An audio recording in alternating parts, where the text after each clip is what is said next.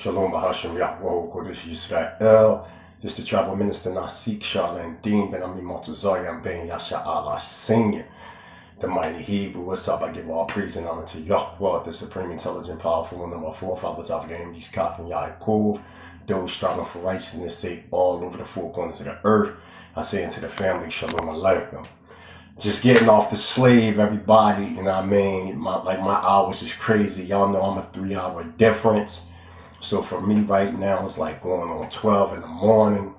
So I just want to address this issue real quick, dealing with this Arsareth matter. I'm not going to be on for a long time because I got to eat, chill with my Isha. So let's get this in real quick. So I see that Elder Kwanafi put up a post earlier, or it might have been FOP Israel Prince. It might have been Shar. So let me first invite a few people to get this on the road real fast so I can get up out of here. So hold on, let me just invite a few people real fast. I got a surprise for y'all.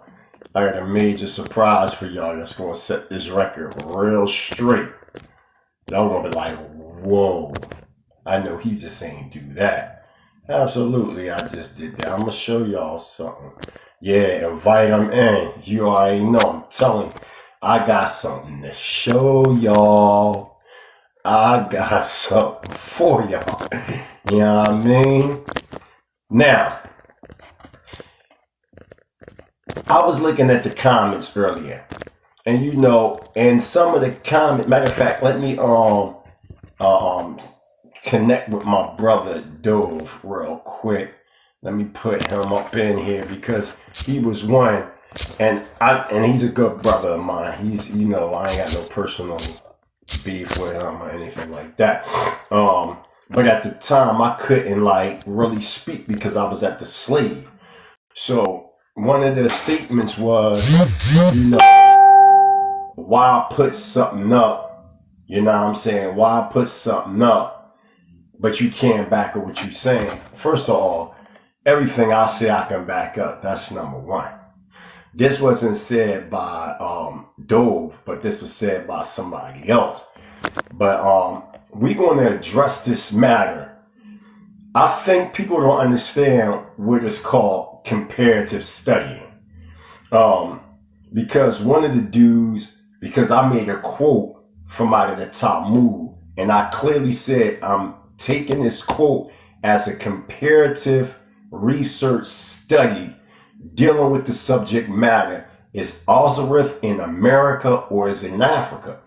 I acknowledge it's in Africa. I acknowledge it's from Northwest Africa to West Africa. I do not acknowledge Arsareth is the Americas. I have showed and proved that Arsareth is only known as such by contemporary scholars. When I say contemporary scholars, I'm talking about those after the Dark Ages. So now you're talking about the 15th century CE and up. This is when we start seeing Eurocentric contemporary writers through a process of manifest destiny by the mind state of the white Christian male to dominate the natives by their way of claiming they was a part of the lost tribes of Israel. Classical historians, we talking about eyewitnesses that seen this. Now, I'm going to give y'all 2 books, and these 2 books are going to just destroy this whole matter. So I'm going to invite a couple more people, and after I do this, I'm not even going to even dive into this Arsareth thing anymore, because if we talking actual real science, who we call the so-called Native American, they're not kin to us, man. They're not kin to us. So we need to stop acting like these people are kin to us when they're not. They're of so-called Asian Mongolian descent, and we know that their DNA go back to Neanderthalians and Da Vincians, who are in fact what you know as RH monkey DNA, man. These are not our people, man. Now, I'm not saying that natives weren't in the midst, not natives, excuse me. I'm not saying that Israelites didn't go in the midst of these people, because the Most High said he would scatter us amongst all the nations of the earth. And then another thing that was said was, well, you're not quoting any Bible verses. Come on, man. The term Arsareth, you find that in 2nd Esdras chapter 13, starting at verse 37, shooting down. You know what I mean, to what, 42 or 44, 45. Some go as far as 47. It all depends on what type of apocrypha you have. But that's not the point of the subject matter. When you are a real historian, you don't just use the so-called Bible as a source, you know, a reference, the main source of reference. You have to deal with comparative study to find out what's going on. So I'm going to quote 2 books. The first book I'm going to quote here is what y'all love dearly, From Babylon to Timbuktu. I'm using this on purpose to show and prove that what y'all been saying for a long time about the 10 tribes of Israel, or what you call the northern kingdom of Israel, I'm going to show and prove that they ran into Africa. And then I'm going to have eyewitnesses from the tribe of Ephraim that live in southern Nigeria tell you this out of your own mouth, out of their own mouth. Now watch this. Watch. It's going, what I'm going to show y'all is going to bug y'all out. So I'm on page 131 and From Babylon to Timbuktu. Okay? Watch this. I'm in the section known as the Yoruba Jews of Nigeria. So y'all can see it. Okay? All right? Watch what they say. Now listen. These are black Jews in there are black Jews in southern Nigeria who call themselves, who are called Imo Yokorum, or the strange people, by the native Africans. But these black Jews call themselves by the Hebrew name Bnei Ephraim, the sons of Ephraim. Stop. Now, y'all want us to believe that the whole tribe of Ephraim came on boats to the Americas, but you had, now remember, Babylon to Timbuktu was originally written in, hold on, so everybody can see, what, 1967 or 69? Yup, 1969 was the first time this was published. Okay, because this has been, published many times. But the first one was published in 1969. Okay? All right. Listen again. There are black Jews in southern Nigeria who are called the Imo Yokorum, or the strange people, by the native Africans. But these black Jews call themselves by the Hebrew name Bnei Ephraim, or the sons of Ephraim. These Jews or Israelites claim that their ancestors immigrated from Morocco, a fact which God begged. Now, when Professor Rudolph R. Windsor talks about God begged, he's talking about Professor Alan Godbey. Professor Alan Godbey wrote a book called Lost Tribes of Myth. And in that book, it was written in 1930. He was a professor in Duke University, and he wrote about Bnei Ephraim, or the tribe of Ephraim, or remnants of the tribe of Ephraim being in southern Nigeria. Now watch this. Let's keep going, because the next book I'm going to show you, that's what's going to crack this whole subject matter out the frame. Again, forgive me, I'm on this late because I'm just getting off of work. I work swing shift, so this is why I'm up this late. So watch this, y'all. Peep the twist. Gabi says is supported by their language, a mixture of Merabi, Arabic, and local Negro speech. Thus, Abu, father, has become Yaba, right? Mother. Hebrew is Ama. Nevertheless, most of their language is similar to the black Yorubas around them. The Yorubas have influenced these Jews to a great extent in their external social life. It is said that the crocodile is the sacred animal for all. The customary sacrifices of the Yorubas appear to be the same of the Jews. Let's jump down because, matter of fact, no, let's keep going. The assertion of these Yoruba Jews, okay, or these Israelites from the tribe of Ephraim, is that their ancestors were driven from from location to location by Muslim persecution. They did not find rest even when they arrived at Timbuktu. Surely the prophecy has been fulfilled, and among these nations shall thou find no ease, neither shall the sole of thy feet have rest, but Yahweh shall give thee there a trembling of heart and failing of eyes and sorrow of mind.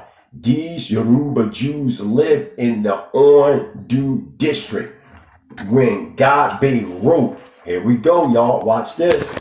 Godbey wrote in 1930, stop. So as y'all can see in 1930, y'all see it right there where my finger at, right? Okay, so it's clear that people knew about the tribe of Ephraim being in southern Nigeria, even in 1930. Let's continue on because it's about to get very interesting, because this is the book that's going to, let's continue on. Okay. The district is 900 miles southeast of Timbuktu. When Godbey wrote, they numbered about 2,000 people in 20 small hamlets.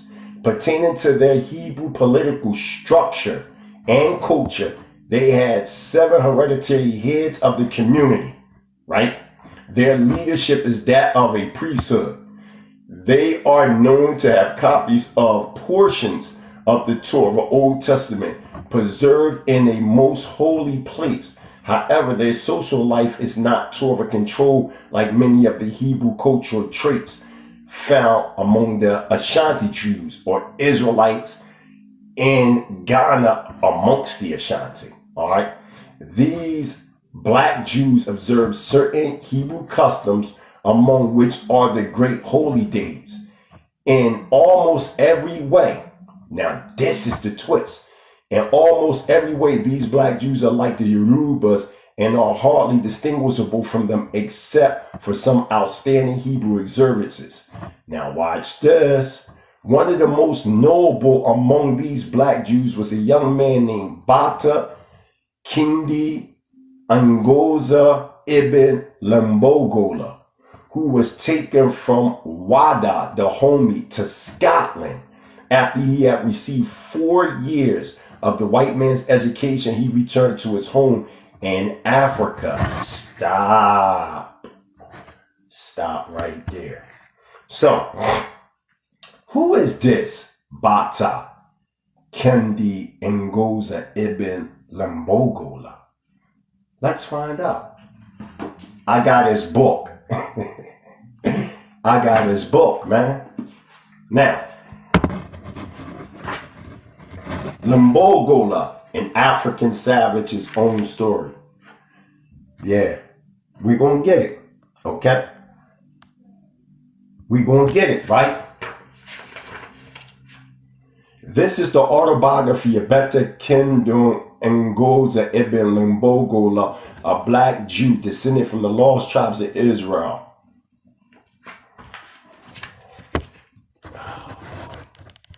See, this is why I tell people to be very, very careful as to what they say.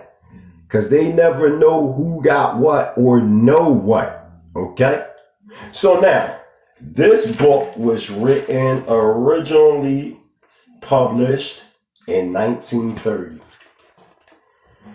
You see, this is why I say you have to be mindful who you think you're talking to, right?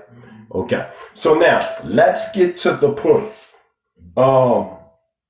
Let's deal with black Jews of the Indo Bush. Here's the table of contents, family. Right? Okay. So let's find out who they say they are. Right? Right? Let's find out to see, if I'm lying or flying. Man, I even got this stuff highlighted for the people. Okay? Okay? So we gonna get into this. This was written in 1930 by this man that Professor Rudolph R. Windsor said in the book From Babylon to Timbuktu. He said it. So now I'm going to his book. Right? Because remember, he was born and much older than Professor Rudolph R. Windsor. So check it out. The Imo Yom Korom, right? Watch this. How did the Hebrew culture come into my obscure land in the middle of Africa, far south of Timbuktu, surrounded by heathenism and savagery? In about 20 villages, 2,000 souls. Stop. Isn't that what Professor Rudolph R. Windsor said? We talking about comparative study, right? I'm not saying I agree with everything in this book, just like I don't agree with everything with the Talmud. You said, where can you get this book? It's very hard to find this book. This book, listen, let me tell you something. This book right here, I got this when I was away in the university. You know what I mean? When I had this some time, everybody know. It was this Afrocentric boy. He didn't know what he had, so he just threw it away. This white man had it, and he just threw it out, on the table, and people was passing. He wound up getting it, and then he wound up giving it to me, right? And I'm reading it. I'm like, damn, I know Professor Rudolph R. Yahuda Windsor mentioned this man in From Babylon to Timbuktu. This is the same dude. Oh, shit. But when you try to get this book, it's very hard to find. Now watch. Let's keep going. In about 20 villages, 2,000 souls, all black, believe they are of Israelite origin and call themselves Bnei Ephraim. The other natives call them Imo Yom Korom, or the strange people. My people, the children of Ephraim. Stop. Y'all can see it. I got it underlined. Come on, man. There it is. Come on, man. There's people that live in southern Nigeria. Look how they get there. Watch this. Have part of the Hebrew Torah written in the script of Aramaic. Interesting, because remember, after the Babylonian captivity, we were speaking Aramaic. Come on, man. This is so easy to break this shit down, man. Right?